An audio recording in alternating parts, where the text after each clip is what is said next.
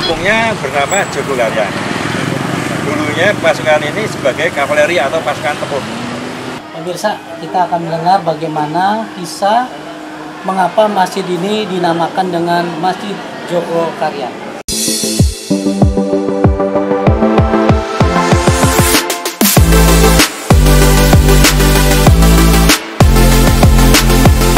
Assalamualaikum warahmatullahi wabarakatuh. Pemirsa pecinta channel YouTube Soeharto Asman. Kali ini kita berada di suatu tempat, masjid yang unik, masjid yang bersejarah, Masjid Jogokaryan yang berada di Yogyakarta, tepatnya di Jalan Jogokaryan, Mantri Jereng, Yogyakarta. Bersama saya Pak Ustadz, pengurus masjid, Ketua DKM Masjid Jogokaryan. Assalamualaikum Pak. Waalaikumsalam. Ya, namanya Pak Ustadz Agus Abadi. Terima kasih Pak. Ya, saya mau bicara keterkaitan dengan keberadaan masjid yang ada dan sangat viral. Bagaimana Pak? Kenapa masjid ini sangat viral?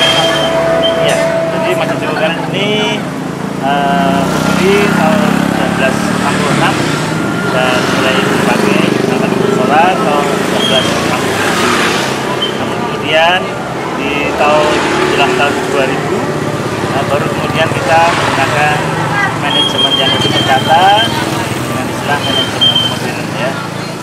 Dimulai dari ketika almarhum Ketua DKM kami Bapak Haji Kasir Rudiardi dia meninggal, kemudian akan digantikan oleh Ustadz Haji Muhammad Jayur SP, maka beliau menjadi diadakannya pemilihan Ketua DKM atau Ketua Takmir secara demokratis. Jadi di tahun 1966 itulah dilaksanakan pemilu Ketua DKM secara demokratis seperti pemilihan presiden. Jadi pemilihan Ketua DKM ala pemilihan presiden itu dimulainya kita menggunakan manajemen modern. Baik pemirsa, banyak hal yang mungkin akan kita lebih tahu tentang keterkaitan keberadaan Masjid Jogokaryan. Ayo kita lihat bagaimana situasi yang ada di dalam Masjid Jogokaryan.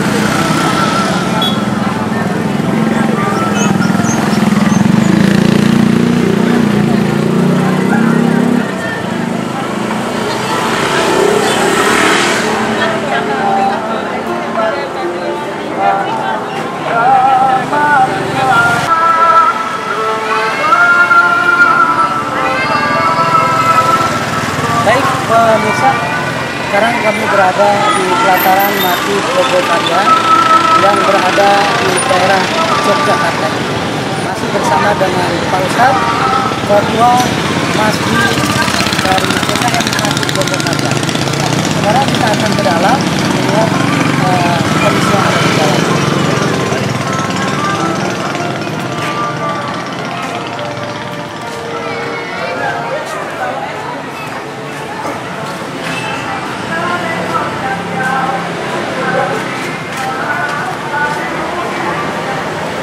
Pemirsa, keberadaan masjid ini luar biasa, suasananya sejuk sekali dan karpetnya berwarna hijau. Dan lokasinya juga strategis berada di jantung kota yang berada di Yogyakarta ini. Alhamdulillah masih bersama dengan Pak Ustadz, Ketua Masjid Jogokaryan sebagai DKM. Pak Ustadz, sini.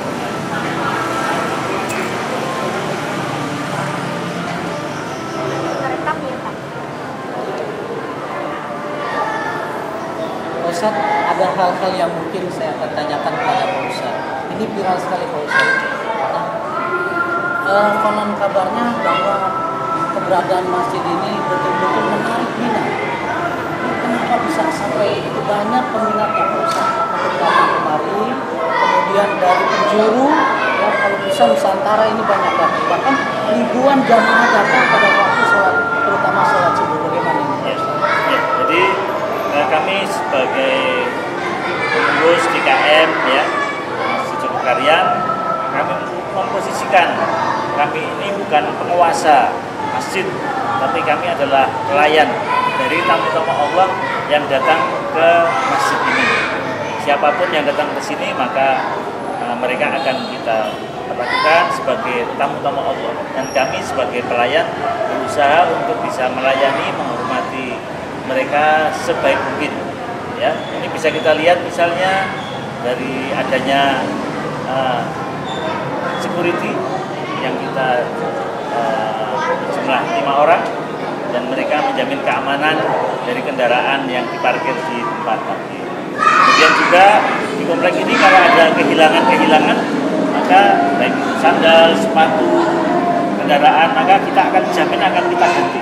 Ya, misalnya sandal yang dibawa oleh jamaah hilang akan kita ganti. Ya, sepatu kita ganti. Kendaraan misalnya, kalau memang hilang di komplek ini akan kita ganti. Yang belum bisa kalau kesini kehilangan istri ya cari sendiri. Ya. Baik, pemirsa, luar biasa ini banyak yang ingin mencontoh nih Pak Ustadz, manajemen masjid ini yang memang dianggap terbaik di Indonesia ini Pak Ustadz. Ya, betul. Nah, bagaimana nih pengaturan keuangannya kok sampai sedetil-detilnya bisa terhitung, kemudian pengaturan bagaimana para pegawainya, kemudian di sini ada khotib, kemudian ada imam, jadwalnya dan sebagainya. Bagaimana pengaturannya Pak Ustadz? Ya, kami ingin menjadikan Masjid Jawa Barat ini masjid contohan karena memang kami sengaja mempunyai struktur kepengurusan yang gemuk. Jadi kami semua ada 140 personil ya, yang membackup masjid kami ini. 140 ya, di bawah 31 biro. Jadi ada struktur Dewan Syuro kami, kemudian ada ketua umum, kemudian ada wakil ketua. Ya, dan kepengurusan itu setiap berapa tahun sekali diatur? Itu 4 tahun sekali. 4 tahun sekali, ada pergantian ya? Ada pergantian. Ya. Jadi memang karena banyak atau kompleksnya keinginan takmir ini bisa bisa membantu jamaah, membantu warga, maka kita buat banyak biru, ada 31 biru, sehingga setiap biru itu bisa optimal dalam pelayanan kepada jamaah. Misalnya ya, untuk biru imam dan muadzin, kami mempunyai jadwal yang rapi untuk imam dan muadzin. Ya. Ustaz Taufik dan Ustaz Alvin, beliau imam tetap ya, di samping imam cadangan, dan beliau itu imam juara MTQ ya, dan berbayar, artinya kita menghargai beliau. Kemudian muadzin juga kita sediakan, ada 10 muadzin yang secara bergantian bisa mengumandangkan adzan di saat-saat waktu sholat juga. Konsep jamaahnya berapa sih kalau bisa menampung ini? Kemudian kalau penuh, kemudian di hari Jumat, di sholat subuh, perkiraan jamaahnya berapa? Oh, ini bisa 2.000 bisa ya? Pemirsa sampai 2.000. Biasa. Kita mengutamakan pelayanan, misalnya untuk sholat Jumat ya. Ini kita mempunyai tradisi sehabis sholat Jumat, maka dipersilakan mengambil makanan ya, istilah kami nasi Jumat atau sego Jumat. Setiap hari Jumat ya, mereka diberikan makanan. Iya. Dengan cara gratis. Gratis ya. Luar biasa. Ada 1.000 bungkus yang kita sediakan ya untuk jamaah yang sholat di sini. Sholat di sini ya.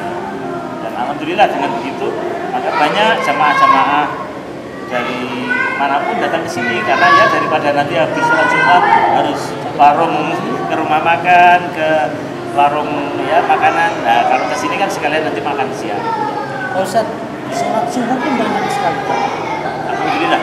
Ada voucher yang diberikan itu Pak Ustaz. Nah itu mengapa seperti itu? Apa itu juga daya tarik juga Pak Ustaz? Ya, itu sejarahnya adalah ketika 10 hari menjelang 17 Agustus kemarin, di mana kampung-kampung tidak ada semarak hari kemerdekaan dikarenakan pandemi masih terasa ya.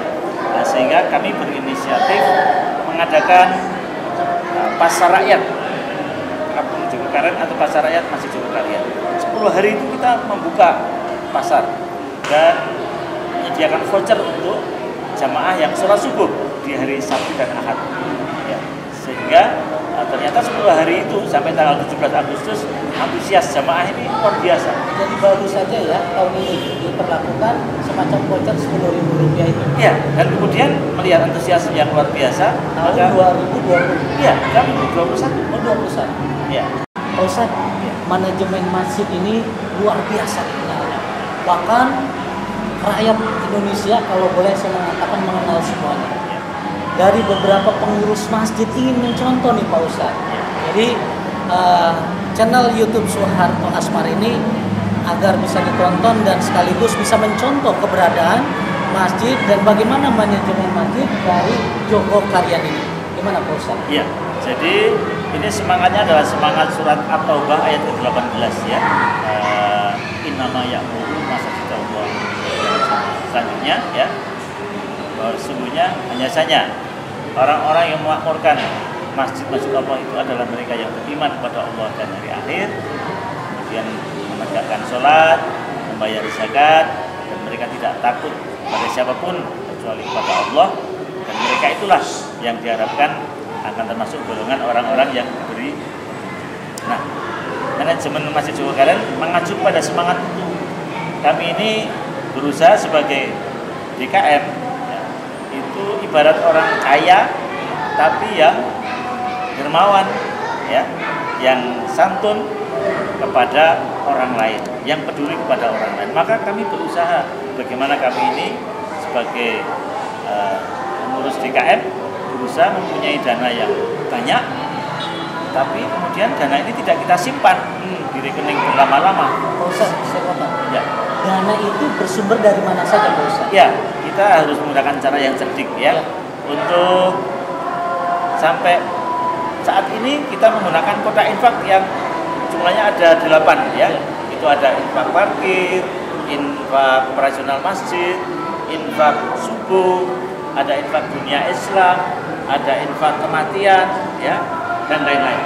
Pak Ustadz, mohon maaf nih, kan ini merupakan contoh keteladanan untuk para pengurus-pengurus yang lainnya.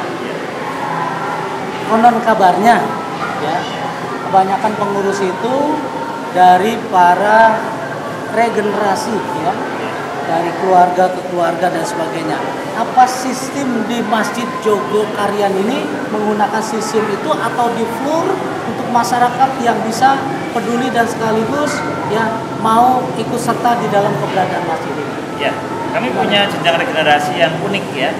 Jadi untuk yang pernah punya masa kecil di sini tentu ingat ya, mereka akan dihimpun melalui pengajian anak-anak Joko Karyan dan kemudian sekarang berubah menjadi Hamas, himpunan anak-anak masjid. Itu usia SMP. Itu pengkaderan. Ya, pengkaderan. Mereka dihimpun di masjid dengan berbagai kegiatan, ya pengajian, kemudian menghafal Al-Quran, kemudian juga belajar bersama, namanya sinau bersama ya. Itu di masa SMP ke bawah namanya himpunan anak-anak masjid.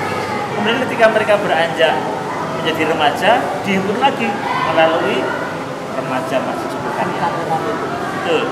Sampai kemudian mereka memasuki jenjang pernikahan, kita himpun lagi melalui kurma keluarga alumni remaja masjid.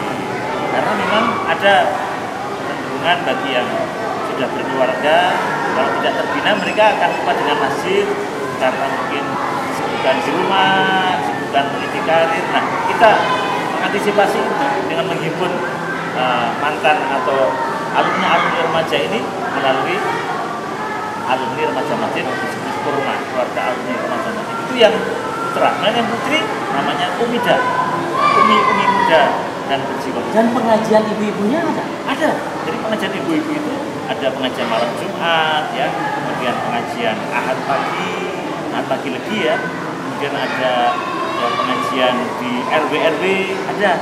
Pemirsa, banyak sekali aktivitas dari mulai remaja di Masjid Joko Karyan, kemudian dewasa, bapak-bapak, sekaligus juga ada kaum ibu. Betul-betul aktivitas Masjid Joko Karyan ini menjadi contoh keteladanan untuk kita semua.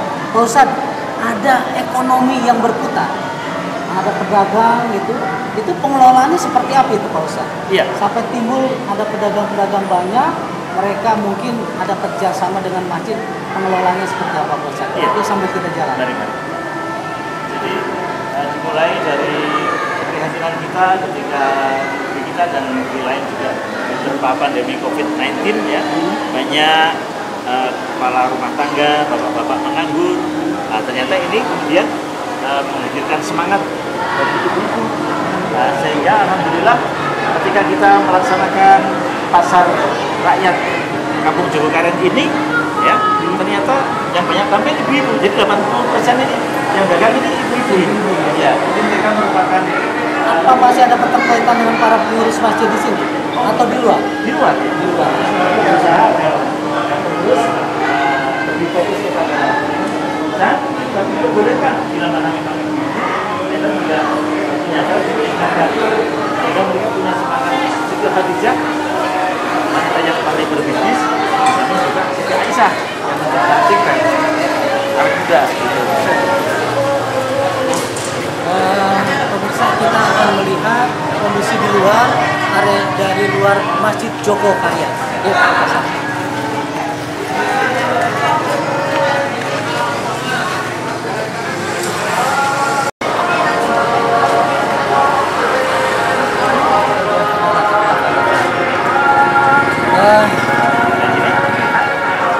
Baik pemirsa, kami berada di luar lokasi Masjid Jogokarian, masih bersama dengan Ketua Dewan Kemakmuran Masjid.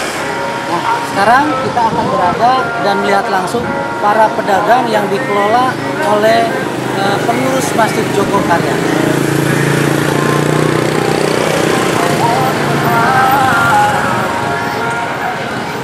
Ini salah satu daripada bagian kepengurusan yang dikelola oleh Masjid Jogokarian. Betul, Mas? Betul, ya. Ini adalah Nana atau Budahlan.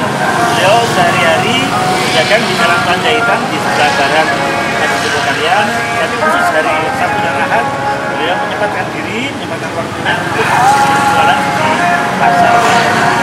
Beliau ini paling laris di sini. Rasanya luar biasa. Dan ini masakannya khas Jogja, gudeg Jogja Bu Nana. Iya Bu, assalamualaikum Ibu. Gimana dagangannya laris? Ibu dagang sejak jam berapa Bu? Dari subuh. Dari subuh ya? Saya bilang Sampai jam berapa? nanti tergantung, biasanya tamu setengah 9 masih ramai sampai jam 9. Tapi lumayan laris ya? Masuk gerobak ini juga dari masjid. Oke. Ini tadi. Oh, jadi Bantu. dibantu oleh masjid ya? Iya, dari masjid semua. Gerobak Terus ini sudah. apa yang Ibu berikan kira-kira harapan ke depan untuk para pedagang yang lainnya? Para pedagang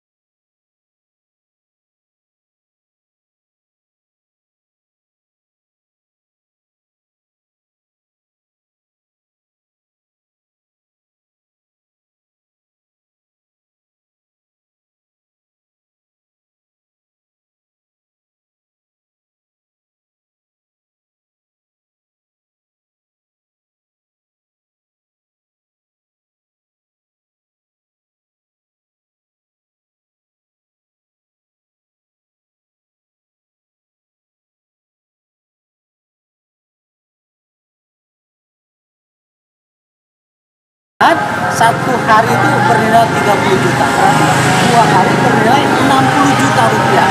Luar biasa. Usahaan dari Masjid Jogokarian ini.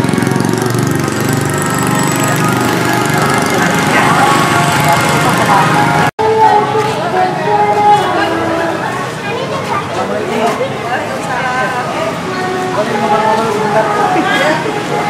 Ibu dari mana? Kasongan itu daerah mana? daerah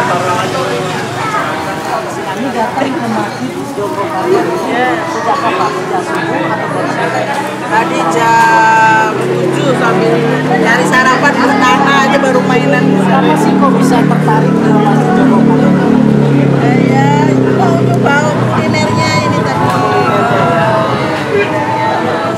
Katanya pasar raya di sini kalau sholat subuh di sini voucher Dapat voucher.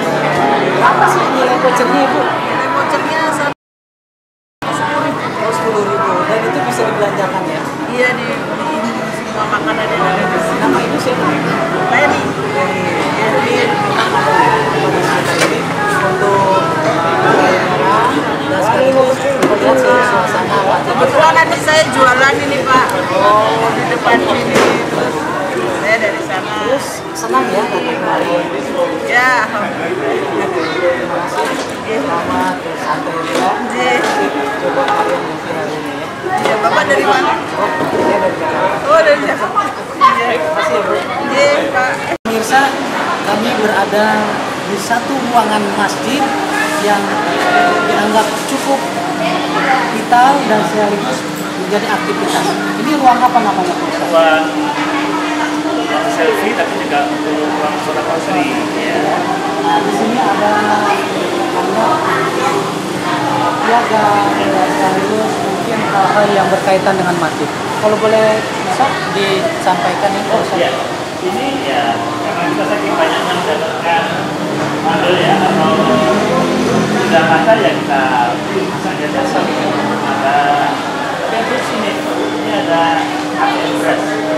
Ini adalah apa ya? Alat untuk membagikan beras kepada jamaah per minggu atau per pekan sekali kepada mereka yang terdaftar sebagai warga miskin atau warga prasejahtera. Jumlah 387. Setiap minggu berapa kali Pak? Setiap minggu itu 2,5 kilo. 2,5 kilo. Ya. Jadi jamaahnya sudah terdaftar ya? Sudah, ya. Jadi 2,5 kilo setiap Ya. minggu mereka dapat. Ya. Jamaahnya ada berapa Pak Ustaz? Jamaahnya ada 387. Dan itu dapat semua. Dapat semua. Anggarannya dari mana nih Pak Ustaz? Nah, ini ya melalui media sosial, melalui jamaah yang membantu, ya, mulai rumah, sehingga kumpulan dana ini kepada beras. Dan mereka tinggal nempelkan KTP mereka, beras keluar semuanya. Oh, baik. Bagaimana Pak Ustaz caranya? Bisa nggak? Baik pemirsa, kita akan buktikan para jamaah yang diberikan beras secara gratis hanya menempelkan KTP. Silakan Pak Ustaz. Ya. Ya, Bang. Iya, lagi. Sampai Oh, ini. Iya. Ya, jadi ini setiap pekan ke setiap minggu jamaah punya hak untuk mendapatkan beras ya dengan KTP masing-masing. Yang bukan KTP-nya tidak bisa. Ini ada berapa kilo Ustaz? 2 kilo ini. 2 kilo, luar biasa. Ini contoh keteladanan dari Masjid Joko Karyan yang perlu dicontoh untuk para pengurus-pengurus masjid yang ada di seluruh Indonesia. Ustaz, apalagi yang dapat kita lihat? Nah, pemirsa, ini ada poliklinik yang dimiliki oleh Masjid Joko Karyan. Nah, bisa disampaikan, Ustaz? Ya, jadi ini poliklinik ini diampu atau ditangani oleh seorang dokter dan 3 para medis yang alhamdulillah bisa terjadwal setiap hari. Jadi waktunya maghrib sampai pukul 9 malam. Dan jamaah akan dikenai biaya yang sangat murah karena disubsidi oleh kuota infak subuh. Jadi kuota infak subuh itu digunakan khususnya untuk ini meringankan jamaah yang sakit sehingga mereka hanya membayar dalam jumlah yang sangat kecil dibandingkan kalau harus berobat ke dokter praktek atau ke rumah sakit. Ini dibuka tiap hari? Ya, tiap hari ya. Setelah maghrib sampai pukul 9. Jadi banyak disubsidi tidak hanya oleh yang sakit, tapi yang sakit hanya diberikan sebagian kecil saja. Iya, karena kita sudah mempunyai kota infak subuh, di mana kota infak subuh akan subsidi. Ada berapa dokter Pak Ustaz? Ada 1 dokter. 1 dokter. Dan untuk gaji dokter pun dibayar dari Infak subuh. infak subuh. Ya. Ini sejak tahun berapa Pak Ustaz keberadaannya? Oh ya, ini sejak tahun 2008. 2008 sudah. Ya. Pemirsa, kita tidak bisa melihat karena memang jam ini dari pukul 9, kemungkinan dibuka sekitar pukul maghrib ya. Jadi pemirsa kata Pak Ustadz ini pengurus masjid, klinik ini baru dibuka di maghrib, baru kita bisa melihat kondisi yang ada di dalam. Selain ini, apalagi dimiliki di Pak Ustadz? Untuk Apa ini? yang ingin punya cendera mata di sini. Pemirsa, ketika kita datang ke Masjid Joko Karyan, kita ingin memberikan satu hal ya, oleh-oleh dalam bentuk cenderamata. Ini tempat oleh-oleh cendeраmatanya. Iya Pak Ustadz. Mari. Ya. Ini yang namanya topi Joko Karyan Pak Ustadz ya. Ya. Subhanallah. Peci Joko Karyan. Ini berapa harganya nih Pak Ustadz? Ini harganya 100. Ya. 100 ya. Ini salah satu usaha yang dikembangkan di Masjid Joko Karyan adalah pembuatan peci yang sudah viral sekali Pak Ustadz ya. Nah ini yang saya pakai nih. Ini peci Joko Karyan langsung dari Masjid Joko Karyan. Ini bagaimana nih ceritanya Pak Ustadz? Iya, ini adalah peci keraton ya, salah satu peci abdi dalam keraton yang mempunyai makna bisa untuk memberi nasihat kepada raja ya. Jadi peci ini ada sejarahnya karena dulu para abdi dalam yang punya kewenangan untuk memberi masukan kepada keraton, para raja keraton, itu adalah yang pakai topi peci ya. batik ini ya, ciri khas daripada Joko Karyan. Betul. Pak Ustadz, tadi kita bicara banyak tentang Joko Karyan. Ya. Mengapa sih masjid ini dinamakan dengan Joko Karyan Pak Ustadz? Ya, Joko Karyan itu sebenarnya adalah tempat tinggal salah satu dari pasukan keraton Yogyakarta, yaitu pasukan Joko Karyo. Sambil kita Mari, bicara. ya. Ada berapa Pak yang berpakaian seperti ini? Kalau yang di masjid ada 4, tapi setiap minggunya hanya 2 orang. Tugasnya setiap hari? Hanya Sabtu dan Ahad. Oh, Sabtu dan hari. Ahad. Untuk kan sebagai ikon pasar rakyat saja. Karena memang masjid ini viral sekali. Nah, Iya. sebagai apa ya? Sebagai ikon saja. Intinya karena di kampung ini dulu pada zaman kerajaan ini kan kampung prajurit. Kampung prajurit. Yang kedua ini kan sebagai basis saja. Yang kedua untuk melestarikan aja. Walaupun di keraton jadi bergondol-gondolannya itu masih ada.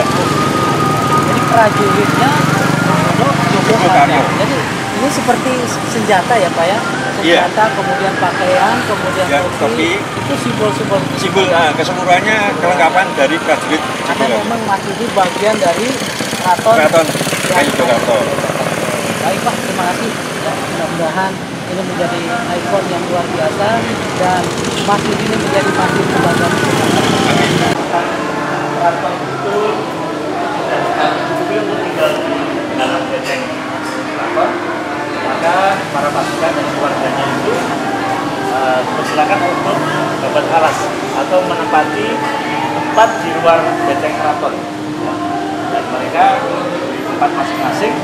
Nah, karena pasukan keraton itu banyak, ada pasukan Joko Karyo, pasukan Mangkunegaran, pasukan Daeng dan lain-lain. Nah, ada pasukan yang jumlahnya paling banyak, yaitu pasukan Joko Karyo ini. Karena ini merupakan pasukan tempur, pasukan artileri ya. Nah, itu namanya pasukan Joko Karyo.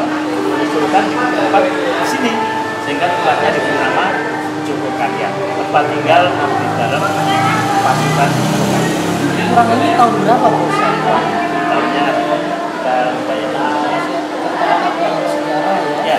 yang merupakan salah satu bagian dari kesultanan yang ada di Jogja. Nah, jadi kampung ini dinamakan dengan Joko Karyan. Ya, Joko Karyan. Sebagaimana juga kampung tempat tinggal pasukan Mangkunegaran namanya kampung Mangkunegaran. Bisa akan lebih tahu juga keberadaan masjid ini adalah di kampung Joko Karyan. Antara masjid dan kampung itu Pak Ustadz mana lebih dulu? Masjid atau kampung Joko Karyan? Oh ya, lebih dahulu kampung ya. Karena ya kita memberi nama masjid Karyan itu juga karena kampungnya Joko Karyan, dan ini para pendiri masjid ini juga contoh kepada Nabi ketika beliau hijrah ke Yastrib atau ke Madinah. Ketika beliau memasuki atau hampir memasuki kota Madinah, beliau singgah di satu dusun namanya dusun Kuba, dan Nabi membangun masjid, dan itu masjid yang pertama beliau dirikan, masjid Kuba kan, sesuai dengan nama kampungnya. Di sini kampung-kampung lama juga sama, nama masjidnya juga sesuai dengan nama kampung, termasuk kalian sesuai dengan kampung. Ustaz, berarti antara Keraton Jogja dengan Masjid Joko Karyan tidak jauh ya Pak Ustaz? Oh, tidak jauh. Kurang lebih berapa kilometer ya Pak Ustaz? Ini cuma ada 3 kilo sudah 3 sampai. kilometer. Kalau memang keberadaannya ini dekat dengan keraton, berarti betul-betul antara Joko Karyan, Masjid Joko Karyan dengan Keraton Yogyakarta satu hal yang tidak ada terputusnya, masih ada satu kaitan satu dengan yang lain. Pak Ustaz, ini ada tulisan simbol-simbol. Tulisan ini betul-betul menandakan tulisan dari keraton deh Pak Ustaz ya. Ya. Tolong ini disampaikan Pak Ustaz. Ya, jadi ini ada tulisan dalam tulisan Jawa ya, namanya sama itu, Masjid Joko Karyan. Yang di atas itu Di atas. Masjid Joko Karyan ya. Ya, tahun 1966 kayaknya masjid itu dibangun tahun 1966. Tulisan Jawa ini menandakan bahwa kami ini berada di Pulau Jawa, di mana kami harus menjunjung tinggi orang Jawa ya, yang tentu mempunyai tata krama yang baik, sopan santun yang baik, dan itu harus dijaga bagi orang-orang yang mengaku orang Jawa. Tapi juga ini ada tulisan Arab ya. Ini menandakan bahwa kita itu sebagai orang Muslim tidak bisa lepas dari tulisan Arab, karena memang Al-Quran sendiri ditulis melalui Arab. Dan di bawahnya ada Masjid Joko Karyan di Jakarta, itu tulisan Latin. Ya, ini menandakan kita juga orang Indonesia, sehingga kita harus cinta kepada negara Ini kesatuan. atas tulisan Jawa, selalu ditulis di keraton, kemudian ada tulisan Arab, Ya, Masjid Joko Karyan. Joko Karyan, dan di bawah tulisan dengan berbahasa Indonesia. Jadi satu keseragaman tulisan sudah menandakan satu dimensi bahwa satu dengan yang lain antara Arab, kemudian Jawa, dan sekaligus Indonesia untuk berada di masjid ini. Pak Ustaz, saya kira banyak hal yang sudah disampaikan tentang keberadaan masjid Joko Karyan. Mohon sampaikan pesan-pesan apa yang kira-kira Pak Ustaz bisa sampaikan untuk pencinta channel YouTube Soeharto Asma. Ya, yang pertama kami bersyukur bahwa bisa bertemu dengan Bapak Haji Soeharto dengan channel Soeharto Asma ya. Yang kedua, kami selaku pengurus DKM atau pengurus takmir Masjid Joko Karyan berharap mudah-mudahan apa yang telah ditayangkan di masjid di channel Soeharto Asma bisa menginspirasi bagi masjid-masjid yang lain, masjid yang makmur jamaahnya, ya, banyak yang menegakkan sholat, tapi juga makmur ekonominya. Ya. Baik pemirsa, banyak hal yang sudah disampaikan oleh Pak Ustaz sebagai Ketua DKM Masjid Joko Karyan. Insyaallah mudah-mudahan menjadi satu keteladanan yang perlu dicontoh dan kepengurusannya menjadi hal yang terbaik untuk selamanya, dan sekaligus insyaallah mendapatkan keberkahan masyarakatnya oleh Allah Subhanahu wa taala, dan kita berdoa mudah-mudahan semua pengurus masjid bisa mencontoh kepengurusan di Masjid Joko Karyan. Terima kasih Pak Ustaz apa yang sudah disampaikan, mudah-mudahan Allah Subhanahu wa taala bisa memberikan rahmat dan hidayah untuk kita semua, dan sekaligus kita menjadi muslim dan muslimah yang bertakwa kepada Tuhan yang Maha Esa. Assalamualaikum warahmatullahi wabarakatuh. Waalaikumsalam.